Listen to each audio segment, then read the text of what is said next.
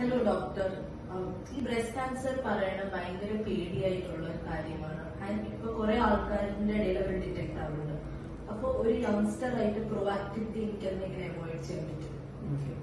So ഈ breast cancer is something you can avoid ആണ്. So നമുക്ക് ഇത് മുൻപ് തന്നെ പ്രൊവാക്റ്റീവ് ആയിട്ട് പറഞ്ഞതുപോലെ we can start screening. So ഈ സ്ക്രീനിങ് എന്ന് പറയുമ്പോൾ mammogram is A very useful tool ആണ്.